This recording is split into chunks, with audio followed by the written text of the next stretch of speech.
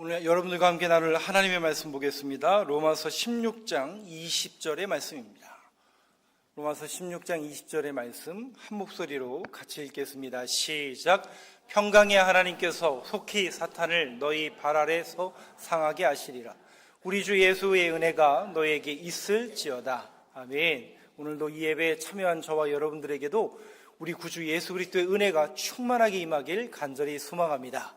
자, 이 말씀은 사도 바울이 로마 교인들을 향해서 쓴 로마서, 그 로마 교인들을 향해서 쓴 로마 편지 속의 마지막 부분에 해당하는 그런 내용입니다.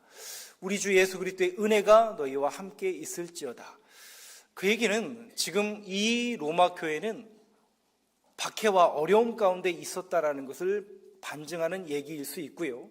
또 그 어려운 환경 속에서 그들이 신앙을 지켜내고 있었고, 그 신앙을 지켜내고 있었던 그 성도들을 향해서 사도 바울이 오늘 이 로마서를 씀으로 인해서 그들을 격려하고 후원하기 위해서 로마서를 쓰게 됩니다. 저는 오늘 여러분들과 제가 지난 열흘 동안 다녀온 해외 연수의 과정을 여러분들한테 사진으로 직접 보여드리고, 마지막으로 오늘 본문에 있는 사도 바울의 이야기, 그리고 카타콤에 대한 이야기로 결론을 맺으려고 합니다. 모든 사진과 동영상은 저한테 있습니다. 저작권이. 그렇기 때문에 유튜브로 나가도 아무 상관이 없습니다. 이거 굉장히 중요합니다. 왜냐하면 유튜브가 막히거든요, 가끔 저작권 때문에. 근데 제가 여러분들한테 직접 사진은 제가 다 찍은 거고 동영상도 저한테 있는 거기 때문에 물론 훌륭하게 잘 찍은 건 아니지만, 자, 여러분들한테 소개하도록 하겠습니다. 그래서 제가 열흘 동안 거쳐온 이야기를 사진으로 여러분들에게 좀 보여드리고, 오늘 본문 말씀 그리고 카타콤에 대한 이야기로 결론을 맺도록 하겠습니다. PPT를 한번 보여주시죠. 저는 8박 10일이라는 여정 속에서 유럽의 3개국 프랑스, 스위스, 이탈리아를 방문했습니다. 곳곳을 다 돌아다닐 수는 없어서 8박 10일이라는 여정 속에서 큰 도시를 중심으로 이렇게 10일간의 여정을 진행을 했습니다. 인천공항에서 파리의 이제 샤를 드골 공항까지 14시간이 걸립니다. 14시간. 저도 성지순례를 한 3-4번 간 적이 있기 때문에 저는 10시간 이상 비행기를 그전에도 탄 적이 있었는데, 그전에는 12시간 탄 게 제일 오래였는데 2시간 더 늘어서 14시간은 정말 쉽지 않았습니다. 제가 오늘 조금 이상할 거예요, 여러분들이 보시기에. 왜냐? 제가 지금 제정신이 아니에요. 그러니까 제정신이 아니란 게 뭐냐? 저는 건강하거든요. 몸은 건강한데 이 머리가 지금 제정신이 아닌 게, 아실 거예요. 10시간 이상 비행기를 타보시고 시차 적응이 안 되신다는 게 뭔지 아실 텐데, 이렇게 구름이 이렇게 떠 있는 것 같아요, 지금. 그리고 제가 무슨 말 하는지 피드백이 지금, 제가 무슨 말을 하는지가 안 들려요. 그래서 여러분들이 조금 양해해 주시길 바라겠습니다. 이 영상은 바로 지워야 될 것 같아요. 아무튼 유튜브는 14시간이라는 시간 동안 비행기를 타고 파리에 가게 되었습니다. 여러분 잘 아시는 프랑스의 수도죠. 파리로 가게 되었습니다. 하나 넘겨주시죠. 그리고 4시간을 거쳐서 스위스 제네바에 도착을 했고요. 그리고 그 다음 날에는 베른을 지나서, 스위스의 수도는 베른입니다. 그 베른을 지나서 취리라는 곳을 방문하게 되었고요. 넘겨주세요. 여기까지가 이제 가운데 있는 스위스죠. 그리고 마지막 여정은 이탈리아 밀라노, 그리고 베네치아, 그리고 피렌체, 로마까지 하는 8박 10일의 여정을 여러분들한테 조금 소개하도록 하겠습니다. 넘겨주세요. 14시간 비행기를 타고 하루 숙소에서 잠을 잤는데, 잠을 제대로 잤을까요, 못 잤을까요? 시차 적응이 7시간 시차가 나기 때문에 쉽지 않았습니다. 잠도 못 잤고 시차 적응도 안 됐고, 지금보다 더 몽롱한 상태에서 첫째 날 여정을 시작하는데, 첫째 날부터 비가 많이 왔습니다. 한국은 굉장히 더웠다고 하는데, 지난주까지만 해도 이 프랑스 지역이 35도가 넘을 정도로 굉장히 뜨거웠었는데, 갑자기 20도로 확 온도가 떨어졌고 비가 계속 내리던 여정이었습니다. 그래서 좀 걱정을 많이 했는데, 아침에 이렇게 버스를 타고 시내로 들어가는데 하늘이 그래도 조금씩 개는 그런 모습을 여러분들에게 보여드리고 있습니다. 날씨가 좋아야 할 텐데 라고 마음속에 기도하면서 불안한 마음도 있었지만, 또 저는 이번에 저희 둔산지방 임원이기 때문에 이 행사를 또 준비하고 같이 해야 되는 스텝이었기 때문에 더 마음이 좀 조마조마했습니다.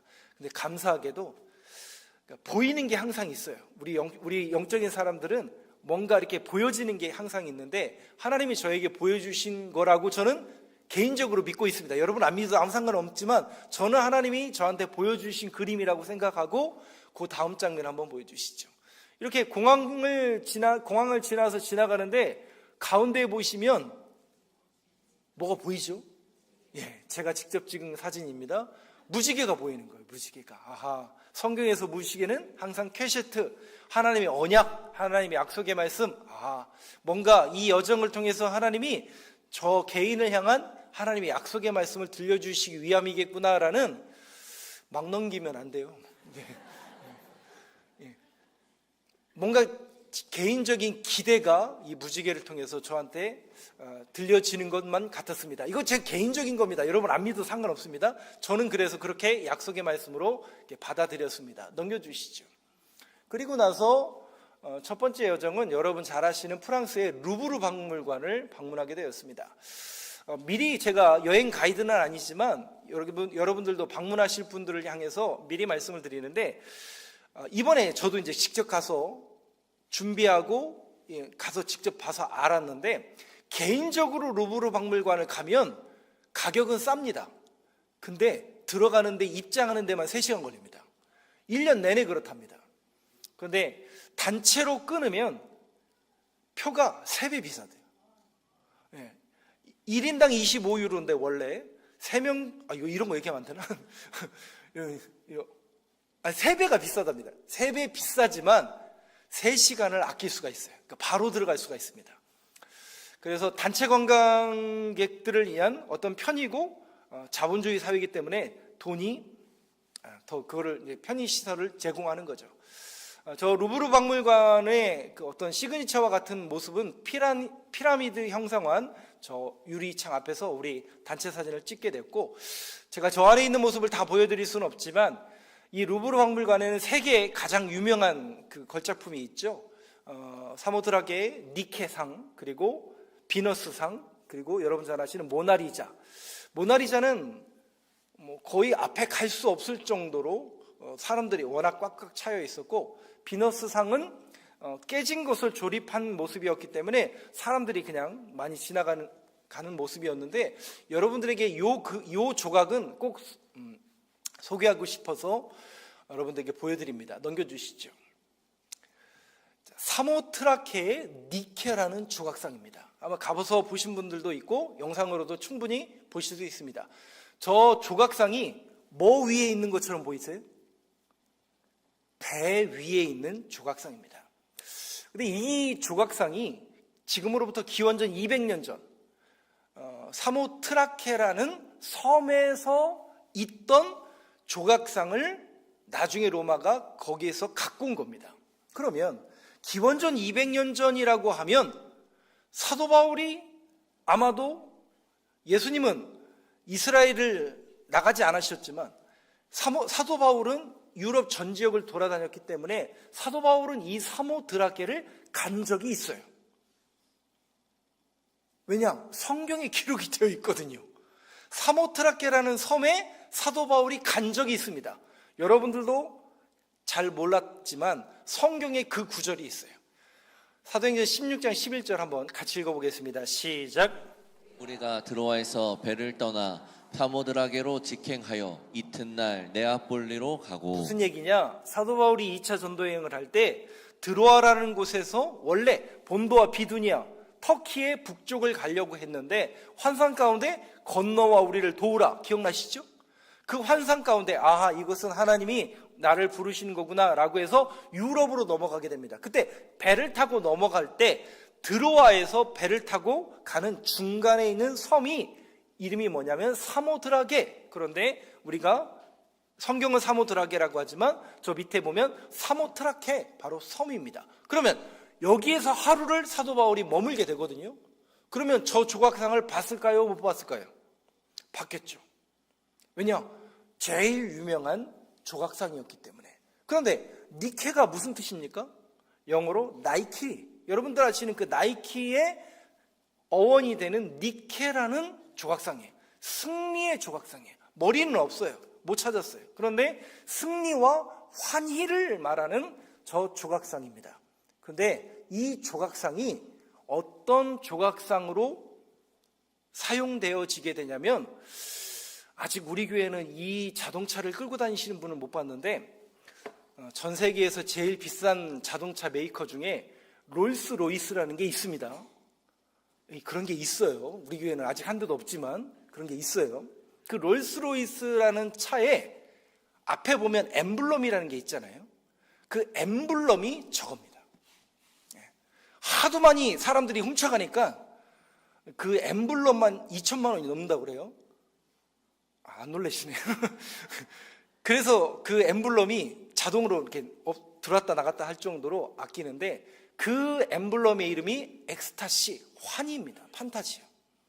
저 바로 니케를 상징하는, 즉 니케는 승리의 여시입니다. 에베소 유적지에 가면 똑같은 니케 유적의 모습이 저런 조각이 아니라 부조의 모습으로 또 등장하는 것을 볼 수 있습니다. 근데 제가 여러분들한테 저 조각상을 보여드리는 이유가 하나 딱 있어요.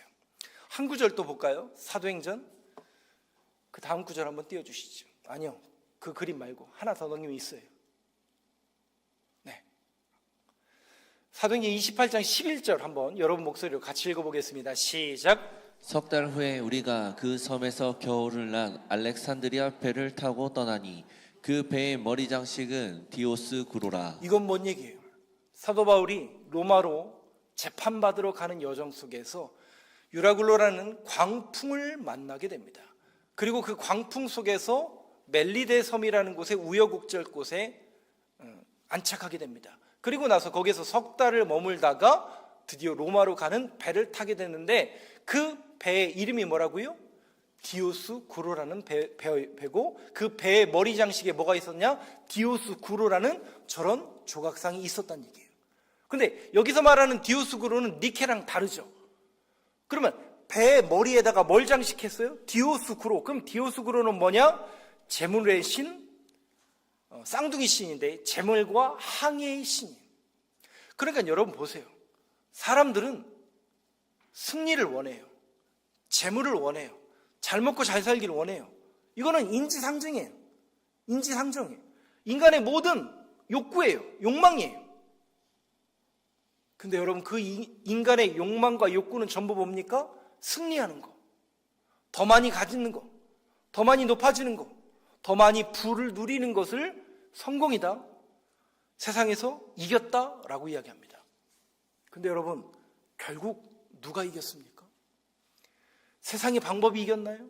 디오스 구로가 이겼나요? 니케가 이겼나요? 아니요. 저들은 사도 바울의 표현에 의하면 우상에 불과할 뿐입니다. 만들어진 신에 불과해요. 근데 사람들은 저 만들어진 신이 나를 지켜주고 이 배를, 이 항해를, 내 재산을 지켜줄 것이라고 굳게 묻습니다. 사랑하는 성도 여러분, 세상에 마음 뺏기지 않고 우상 앞에 절하는 인생이 아니라 진리와 약속의 말씀인 하나님, 우리 주 예수 그리스도만을 따르고 믿는 저와 여러분이 되길 간절히 소망합니다. 사도 바울이 그걸 지금 저와 여러분들에게 말하고 있는 거예요. 아니야, 디오스 구로가 너희들을 지켜주는 게 아니야. 승리의 여신? 아니야. 오직 하나님만이 우리를 지켜주실 수 있고, 진리를 따르는 자들을 지금도 주님이 찾고 계신다라는 것을 우리에게 보여주고 계시다라는 것이죠. 넘겨주시죠. 그리고 프랑스에서는 여러분 잘 아시는 유명한 노트르담이라는 대성당을 가게 되었습니다. 그 옆에 제가 지금 사진이 좀 잘렸는데 오른쪽에 보면 큰 기중기가 있죠. 오른쪽 끝에 보면 뭐냐면, 어제 뉴스에 보니까, YTN에 보니까 이 성당이 몇 년 전에 불이 났어요. 어디 불이 났냐면 그 성당 그 지붕에 보면 첨탑이 있죠. 첨탑이 불이 났어요. 그래서 내부까지 소실이 되었는데 몇 년 동안 복원을 해놓은 겁니다. 그래서 지난주에 프랑스 대통령이 복원을 한 것을 기념하기 위해서 같이, 그러니까 저는 저걸 거의 복원이 된 상태에서 보러 간 거예요. 근데 복원하는데 혹시 비용이 얼마 들었는지 아세요? 이만큼 들었대요. 1조 들었대. 1조. 여러분들 깜짝 놀라시는데, 아니 뭐 건물 짓는데 1조나, 우리나라 1조면 더 큰 거 짓는데, 근데 그렇게 짓는 게 아니라 유럽에서는 문화유산을 짓고 만들고 복원할 때는 그냥 하는 게 아니라 그대로 검증해서 똑같은 방법으로 하기 때문에 돈이 더 많이 드는 겁니다. 1조 원을 들여서 복원해 놓은 모습을 여러분들에게 보여드리고 있습니다. 내부도 한번 볼까요? 네, 한번 더 누르면 바뀔 것 같아요.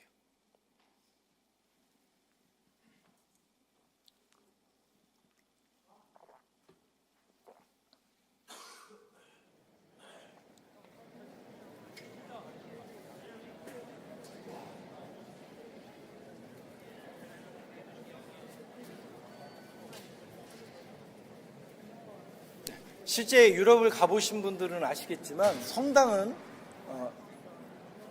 고딕 양식으로 되어 있고 안에는 이렇게 돔 형식으로 되어 있습니다.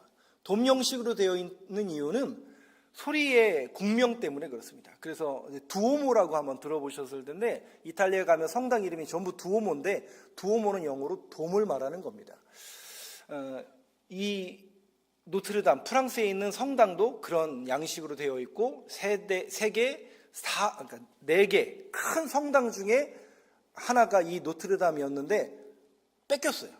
5번째로 밀렸어요. 왜냐하면 스페인의 사그리다 파밀리아가 개봉을 해버렸습니다. 그래서 스페인의 성당이 4번째로 들어와서 노트르담 성당이 5번째로 밀렸다고 합니다. 현재 그렇게 되어 있습니다. 넘겨주시죠.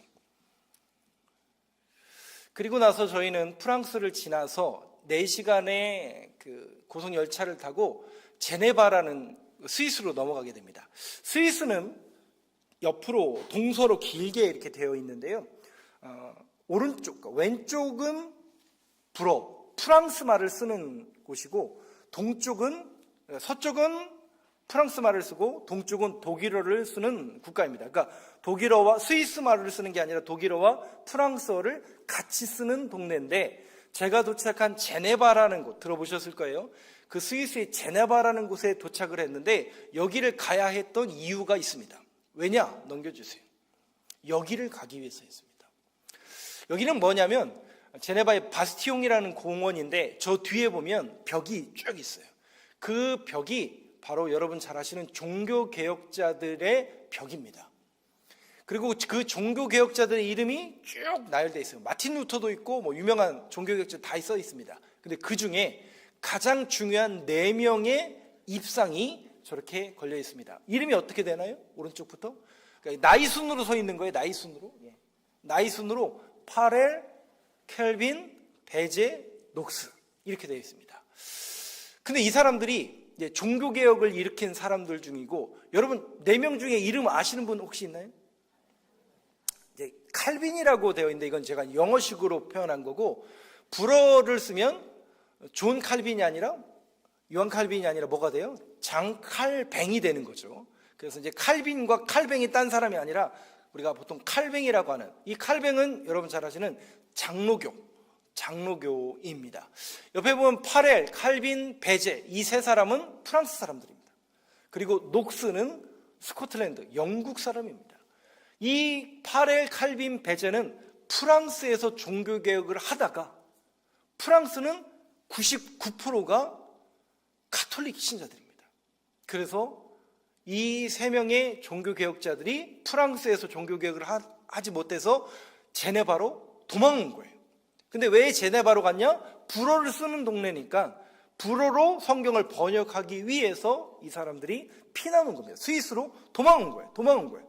도망와서 여기에서 성경을 번역하면서 종교개혁의 불씨를 지핍니다. 여러분, 우리가 어떤 큰 역사를 이루고 어떤 일을 감당할 때 혼자 가능해요? 여러 사람들이 같이 해야 돼요? 혼자는 불가능합니다. 이순신 장군도 혼자 싸운 게 아니에요. 그 밑에는 같은 뜻을 함께하는 사람들이 있었습니다. 세종대왕은 유능한 인물이 맞지만 세종대왕도 집현전 학자들이 있었기 때문에 그의 개혁이 가능했던 겁니다. 저들이 같이 모여서 하나님의 말씀을 논구하고 종교개혁의 불씨를 지피니까 사람들이 이 제네바로 모이는 거예요. 1명씩, 2명씩. 그래서 이 제네바가 종교개혁의 큰 불씨가 되어지는 그리고 여기에서 성경이 번역되어지는, 그래서 여러분 잘 보시면 저 네 명이 다 하나씩 손에 갖고 있는 게 있어요. 잘 보세요. 뭘 갖고 있어요? 그렇죠. 성경을 들고 있어요.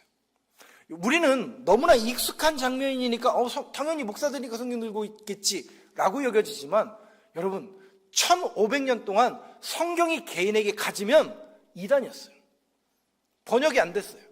그런데 드디어 우리 손에, 우리 개인의 손에 이 하나님의 말씀이 들려지기 시작되었고, 그 하나님의 말씀이 들려지니까 우리가 오직 성경으로 우리의 믿음을 검증하고, 우리가 오직 성경으로 하나님의 말씀을 붙잡아야 되겠구나. 그래서 솔라 스크립투라라는 종교개혁의 기치를 만들어낸 곳이 바로 이곳입니다. 그리고 여러분 맨 마지막에 보면 존 녹스라는 사람이 있는데, 우리는 잘 모르시지만 장로교회에서는 가장 유명한 인물 중에 하나입니다. 칼뱅, 그 다음에 녹스는 제일 유명합니다. 왜냐하면 우리가 알고 있는 그 장로교의 효시가 어디에서 시작되냐면 영국의 스코틀랜드입니다. 그 스코틀랜드에서 종교개혁을 시작한 사람이 바로 존 녹스입니다. 이렇게 이 네 명의 인물, 그리고 또 수많은 인물들이 종교개혁의 발상지가 되는 곳이 제네바였습니다. 넘겨주시죠. 자, 그리고 넘겨주시죠. 그리고 나서 우리는 베른을 지나서 취리로 가게 되었습니다. 취리는 스위스의 수도가 아닙니다. 스위스에서 가장 큰 동네입니다. 한 40만 명이 모여 사는 가장 큰 동네입니다.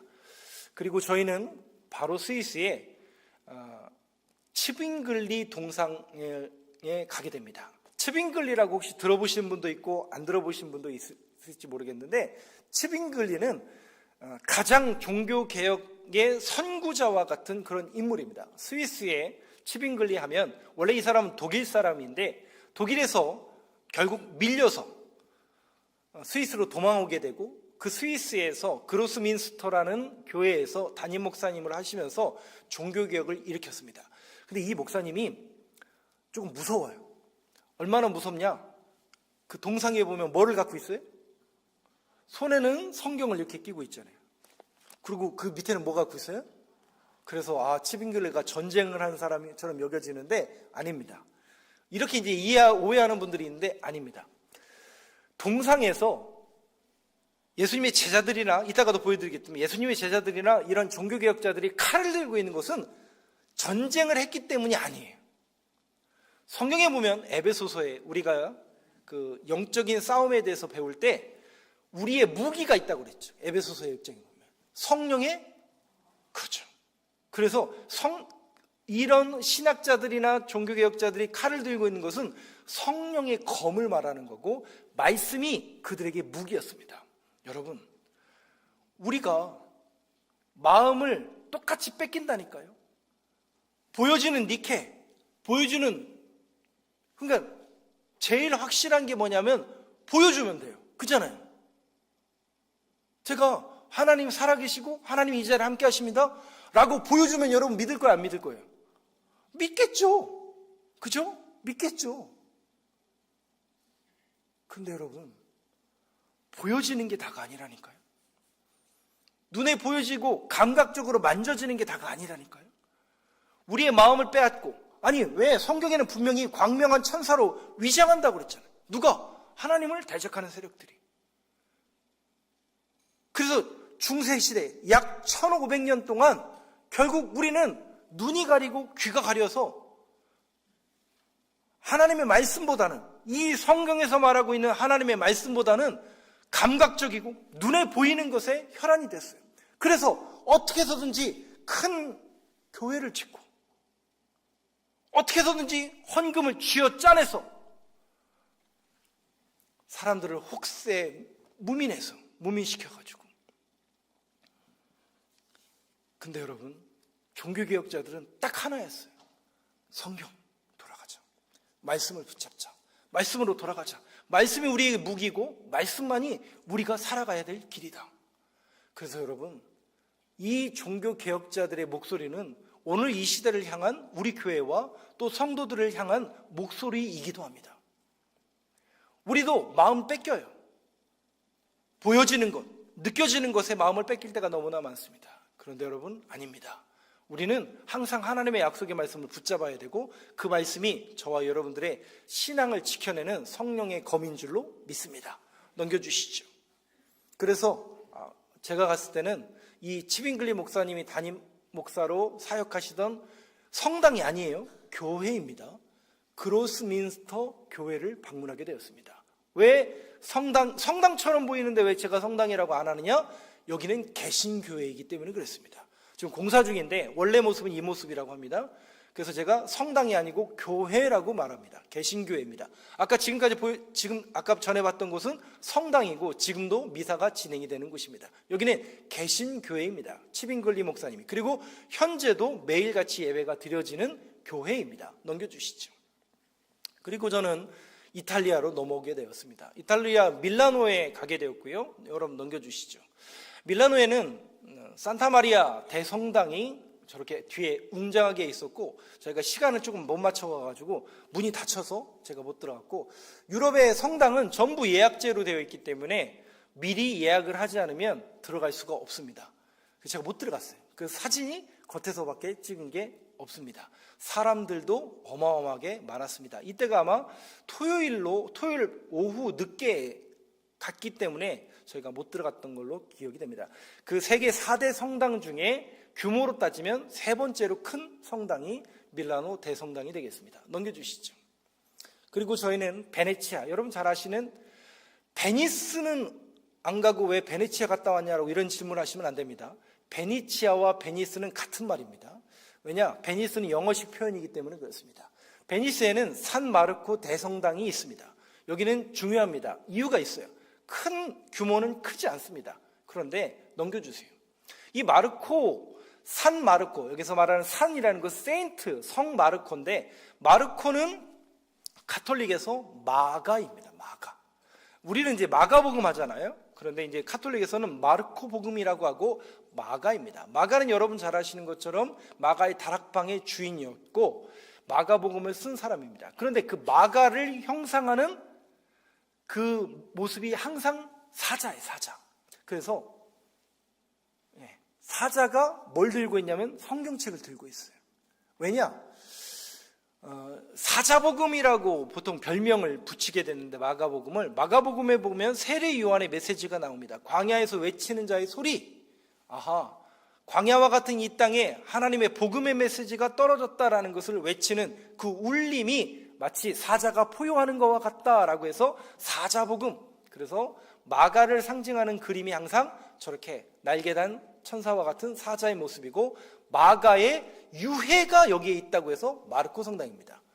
근데 마가의 유해가 있을까요, 없을까요? 예? 지금은 2000년 전 사람인데 있어요, 없어요? 가보신 분이 있을 텐데. 있어요. 진짜 있어요. 근데 그 마가의 유해가 원래 여기에 있으면 안 돼요. 왜냐? 마가는 이집트의 알렉산드리아의 초대 담임 목사님이었고 거기에서 순교하셨어요. 그러면 여러분, 순교한 곳에 있어야 돼요? 베네치아에 있어야 돼요? 훔쳐온 거예요. 938년에 베네치아 사람들이. 왜요? 훔쳐오면 성인의 물건, 성물이라고 해서 사람들이 구경하러 오잖아요. 저도 구경하러 가잖아요. 여러분들도 구경하러 가잖아요. 돈 내고 구경하러 가잖아요. 이렇게 되는 겁니다. 여러분, 이걸 교회라고 할 수 있나요? 그래서 저는 교회라는 단어를 쓰지 않습니다. 더 이상 교회가 아니라 관광객들을 불러 모으기 위한 수단으로 전락해버리고 말았습니다. 그건 교회가 아닙니다, 여러분. 그냥 사진 찍는 곳이죠. 넘겨주시죠. 그렇게 베네치아를 지나고 저희는 피렌체를 가게 됐습니다. 피렌체 바로 옆에는 피사가 있고요. 여러분 잘 아시는 피사의 사탑 잘 아시죠? 피사의 사탑이 저렇게 많이 이렇게 기울어져 있더라고요. 저도 가서 이렇게 해주려고 그랬는데 저는 별로 좋아하지 않습니다. 근데 이제 피사의 사탑 옆에 그림을 보면 이곳에는 앞에 동그란 건물이 있고 뒤에 이제 성당이 있고 피사의 사탑이 있는데, 이것은 그 당시의 건축 양식이고 이 앞에 보이는 큰 건물이 세례를 받는 곳입니다. 세례터가 따로 있는 그림입니다. 그렇게 큰 중요한 것은 아니기 때문에 넘겨주시죠. 그리고 피렌체의 산타 마리아 델 피오레 성당입니다. 사진 한 장밖에 없는데 이 성당이 두 번째로 큰 성당입니다.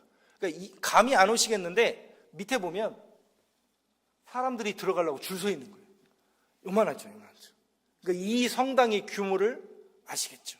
지금으로부터 600년 전에 지어진 어마어마한 성당이고 그 규모가 정말 어마어마합니다. 근데 여기 말하는 산타 마리아는 성모 마리아를 말하는 거고 델피오레는 무슨 뜻이냐면 꽃이라는 뜻이에요. 그리고 피렌체라는 단어가 영어로 플로렌스입니다. 그래 플라워의 어원이 피렌체에서 왔고 플로랑스라는 그 단어는 바로 피렌체의 영어식 표현입니다. 그래서 꽃의 성모 교회가 바로 산타 마리아 델 피오레 성당입니다. 저는 꼭 들어가고 싶은 성당 중에 하나였는데 왜냐하면 이 성당이 미켈란젤로가 관여했기 때문에 저는 미켈란젤로 매니아이기 때문에 꼭 들어가고는 싶었는데 시간이 안 돼서 못 들어갔습니다. 넘겨주시죠. 마지막 로마로 가게 됩니다. 로마는 여러분 잘 아시는 바티칸이 있고 전 세계에서 가장 큰 바티칸 성당이 있습니다. 성당은 바티칸이 총주교가 되기 때문에 어떠한 성당도 이 바티칸보다 크게 지으면 될까요? 안 될까요? 안 됩니다. 그래서 이 성당이 제일 커요. 그리고 이 성당이 보다 크게 지을 수가 없습니다. 높이는 이제 할 수 있지만 크게 지을 수는 없습니다. 그래서 전 세계에서 가장 큰 성당이고 교황이 집무하는 곳입니다. 안에 그림도 있습니다. 넘겨주시죠. 예.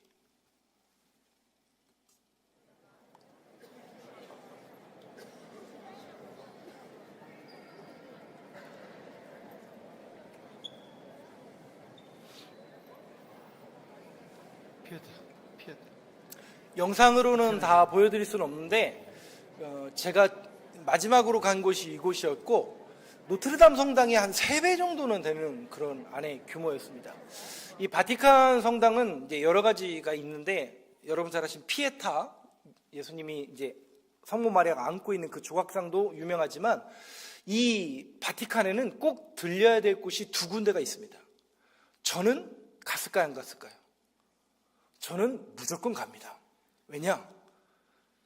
제 개인적으로 믿음이 없어서 그래요. 요한복음 20장에 보면 도마가 부활하신 예수님을 만났어요? 못 만났어요? 도마만 못 만났어요. 다른 제자들은 다 만났어요. 그래서 도마가 뭐라고 얘기합니까? 나는 도저히 못 믿겠다. 내 손으로 만져보고 내가 그 예수님의 십자가와 그 못자국을 보기 전에는 나는 못 믿겠다. 그랬더니 예수님이 진짜 나타나시죠.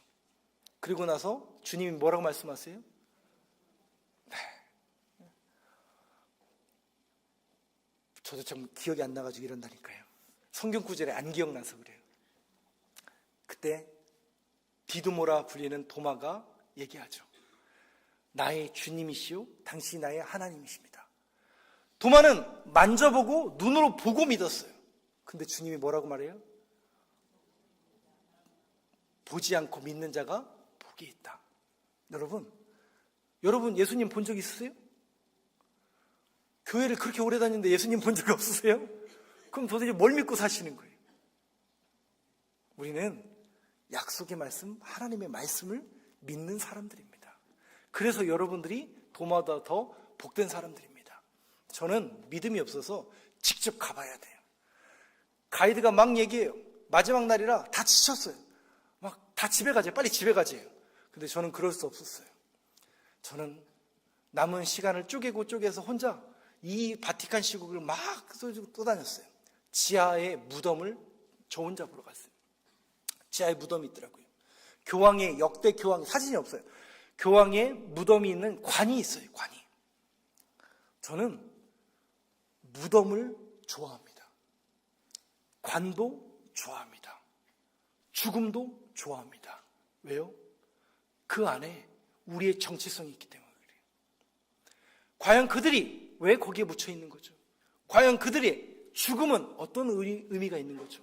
오늘 이 시대 속에서 신앙인의 삶 속에서 죽음은 어떤 의미인지를 짊어지고 살아가는 사람이 우리 신앙인이기 때문에 그렇습니다. 죽음의 현장을 직접 눈으로 목격하고 나왔는데 아무도 가지 않는 곳이 한 군데 있었어요. 정문에서 측면에 있는 곳이었는데 기도하는 곳이었어요. 천주교인들이 기도하는 곳에 목사가 가서 뭐하냐, 개신교 목사가 가서 뭐하냐? 저는 믿음이 없기 때문에 내 눈으로 보기 전에는 못 믿어요. 그래서 그곳에 들어갔어요. 사진을 못 찍게 하더라고요. 근데 여러분, 그곳에는 전 세계의 가톨릭 신자들이 모여서 기도하는 곳이에요. 수백 년 동안 그 자리는 거기에 있었고 수많은 성도들이 와서 기도하는 자리였어요. 가면요, 저 안에 들어가면 여러분 보시겠지만 정말 으리으리하고 어마어마합니다. 동상이 얼마나 큰지요, 그 순교자들과 교황의 손이 진짜 이만해. 막 손으로 맞으면 아플 것 같아요. 근데 저한테는 전혀 감동을 주지 않았어요. 근데 저한테 감동을 준 곳은 기도하는 곳이었어요. 수백 년 동안 성도들이 기도했던 곳, 그곳에서 간절히 기도하는 그 사람들의 그 마음. 그런데 거기는 소리를 지르면 안 돼요. 통성기도하면 안 돼요. 침묵으로 있어야 돼요. 침묵으로 제가 있어 보니까 6분 28초를 있었더라고요. 근데 저에게 준 감동은 너무나 컸어요. 그 침묵이 주는 힘, 그 고요함 속에서 나를 만져주시고 나와 함께한다라는 그 믿음의 고백이 이루어지는 그 자리예요. 그것이 침묵의 힘이구나. 그리고 그 자리가 보통 자리가 아니잖아요. 수백 명 전 세계 사람들이 기도한 자리였기 때문에 너무나 저한테 준 감동이 있었습니다. 마지막으로 여러분들에게 보여드릴 그림이 있습니다. 바로 카타콤입니다. 넘겨주세요. 그림 더 있잖아요.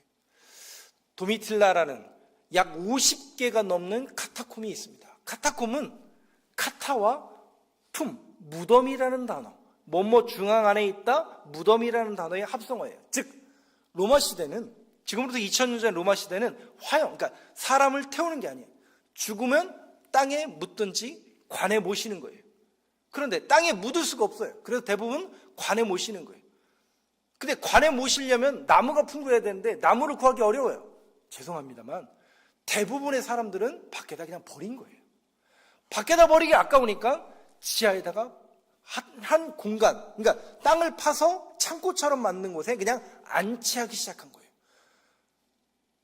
거기에서 그리스도인들이 예배를 드린 거예요. 왜? 숨을 수밖에 없어요. 지하로 내려갈 수밖에 없었기 때문에 무덤에 가서 예배를 드린 거예요.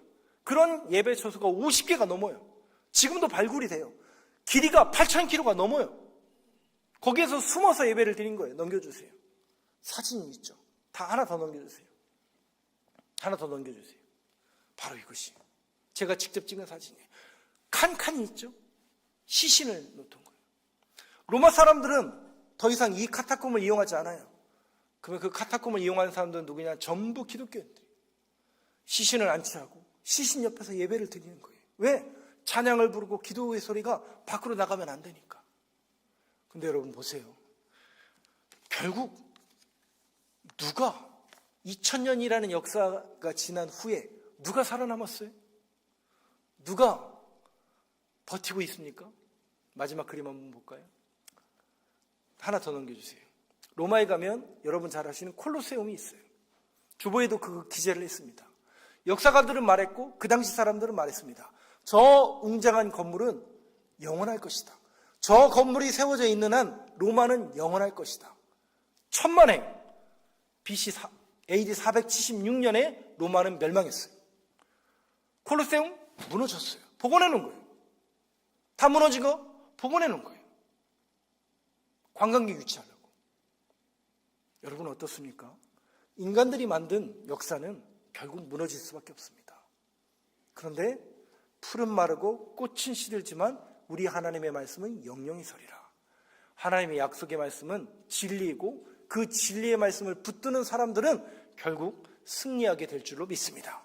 그것이 기독교의 역사고 그것이 카타콤의 역사이고 지금도 하나님은 그 한 사람을 찾고 계시고 그 신앙과 믿음을 위해서 헌신하며 기도하며 주의 나라와 주의 뜻이 이루어지길 위해서 간구하는 그 한 사람을 주님이 찾고 계신 줄로 믿습니다. 우리 교회가 그런 교회가 되기를 원하고요. 여러분 한 사람 한 사람이 그렇게 신앙인으로서 견뎌내고 버텨내서 신앙의 승리자로 이 땅과 이 시대 속에서 하나님의 나라를 이뤄가는 성도의 삶을 살아가길 간절히 소망합니다.